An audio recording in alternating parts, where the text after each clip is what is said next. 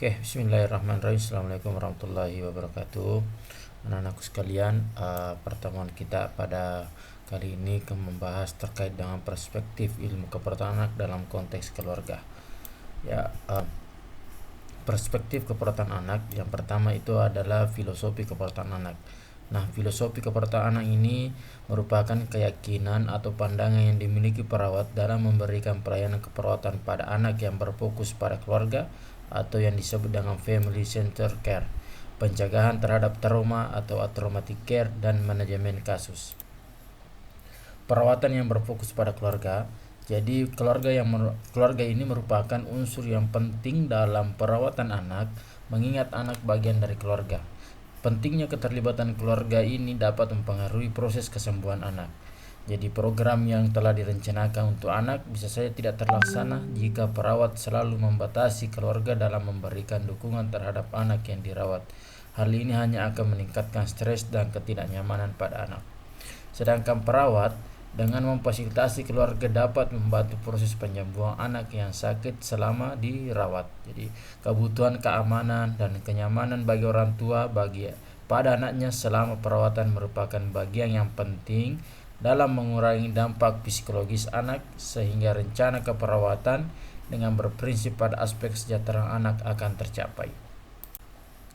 Selanjutnya terkait dengan traumatic care, yaitu perawatan yang tidak menimbulkan trauma pada anak dan keluarga.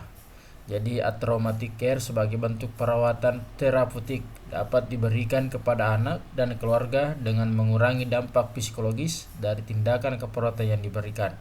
Ya, seperti memperhatikan dampak psikologis dari tindakan keperawatan yang diberikan dengan melihat prosedur tindakan atau aspek lain yang memungkinkan berdampak adanya trauma untuk mencapai perawatan tersebut. Ya, ini biasa terjadi ya saat perawat melakukan pemasangan infus pada seorang anak, ya secara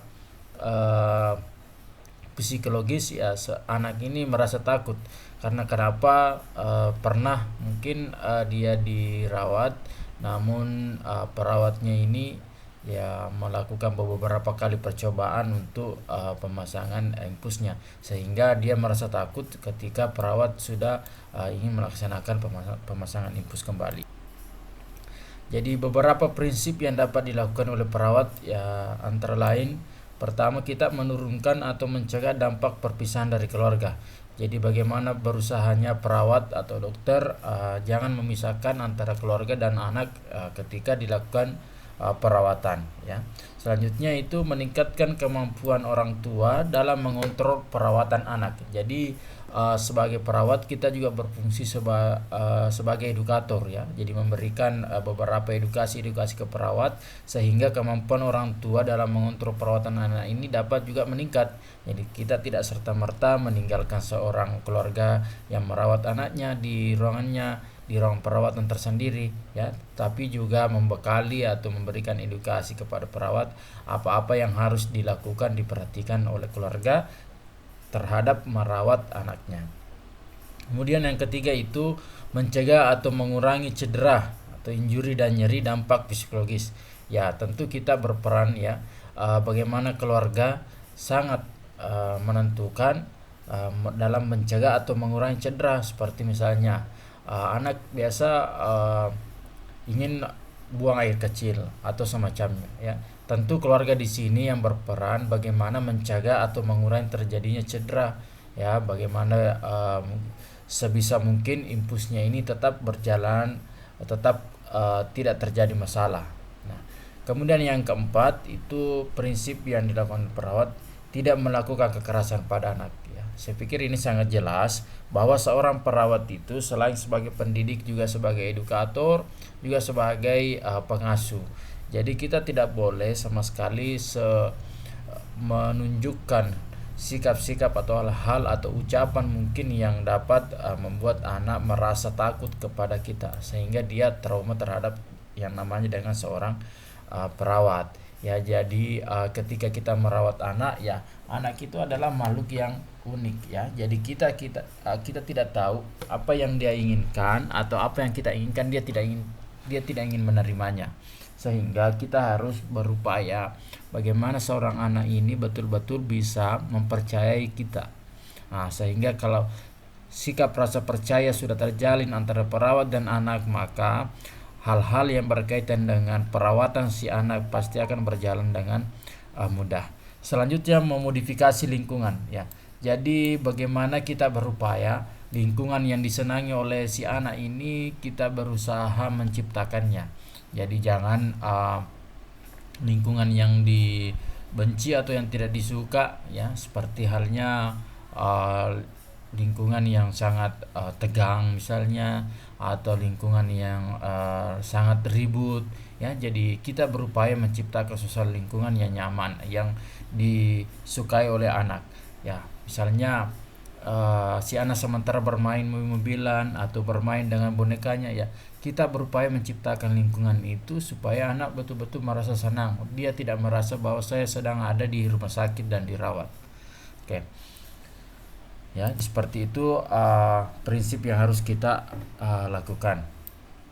Selanjutnya, masalah konsep sehat dan sakit. Jadi sehat dan sakit, jadi rentang sehat sakit adalah suatu kondisi anak berada dalam status kesehatan yang meliputi sejahtera, sehat optimal, sehat sakit, sakit kronis, dan meninggal. Jadi rentang ini suatu alat ukur dalam menilai status kesehatan yang bersifat dinamis dalam setiap waktu. Selama dalam batas rentang tersebut, anak membutuhkan bantuan perawat, baik secara langsung maupun tidak langsung. Seperti apabila anak berada pada rentang sehat, maka upaya perawat untuk meningkatkan derajat kesehatan sampai mencapai taraf sejahtera baik fisik, sosial maupun spiritual. Ya, jadi jelas ya, dalam konsep sehat dan sakit itu ya perawat sangat dibutuhkan ya, sangat dibutuhkan baik itu secara langsung maupun tidak langsung. Jadi dalam kesehariannya maupun anak itu merasa sudah sehat ataupun merasa masih sakit ya, sangat membutuhkan yang namanya perawatan. Perawatan di sini apakah diberikan secara langsung oleh perawat atau bisa melalui keluarganya. Nah, selanjutnya konsep keperawatan primer ya. Jadi pengertian model asuhan keperawatan profesional yaitu model asuhan keperawatan profesional sebagai suatu sistem yang struktur, proses dan nilai-nilai yang memungkinkan perawat profesional mengatur pemberian asuhan keperawatan termasuk lingkungan untuk menopang pemberian asuhan tersebut. Jadi dasar pertimbangan pemilihan model asuhan keperawatan profesional itu yang mengidentifikasi 8 model pemberian asuhan keperawatan. Tetapi model yang umum dilakukan di rumah sakit adalah keperawatan tim dan keperawatan primer. Ya, jadi salah satu contohnya yaitu dalam satu ruangan ada yang namanya ketua tim. Dalam ketua tim ini terbagi lagi beberapa perawat primer dan perawat tim ya. Sehingga segala hal yang bisa menjadi masalah itu terdeteksi lebih dini oleh perawat-perawat yang bekerja di tim-tim keperawatan primer ya, seperti itu. Nah, metode pemberian asuhan keperawatan yang profesional. Jadi karena tulisannya ini sangat kecil jadi. Nah, peran perawat dalam keperawatan anak. Jadi peran kita itu dalam memberikan keperawatan anak, yang pertama memberi perawatan ya. Saya pikir ini sudah sangat jelas.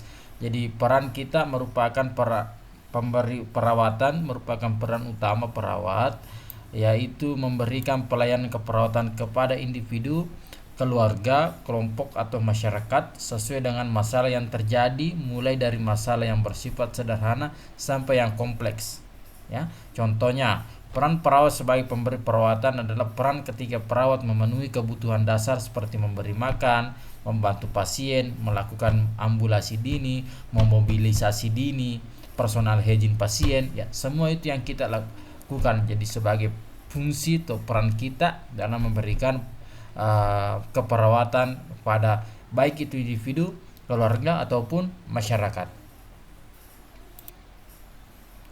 Selanjutnya, peran perawat dalam keperawatan anak ya. Yang kedua ini sebagai advokat keluarga. Jadi sebagai klien advokat, perawat bertanggung jawab untuk membantu klien dan keluarga dalam menginterpretasikan informasi dari berbagai pemberi pelayanan dan informasi yang diperlukan untuk mengambil persetujuan atau informan consent ya atas tindakan keperawatan yang diberikan kepadanya, sehingga peran perawat ini sebagai advokat keluarga dapat ditunjukkan dengan memberikan penjelasan tentang prosedur operasi yang akan dilakukan sebelum pasien melakukan operasi. Ya, jadi di rumah sakit biasanya perawat itu membantu keluarga sebelum segala tindakan intervensi perawatan yang diberikan kepadanya itu diberikan beberapa penjelasan ya, pemahaman terkait dengan prosedur-prosedur atau tindakan-tindakan yang akan diberikan nantinya kepada si pasien. Ya, itu gunanya untuk apa? Supaya pasien merasa aman ya, terjamin karena tindakan yang akan diberikan kepadanya itu dia sudah tahu dan tujuannya apa. Ya, seperti itu.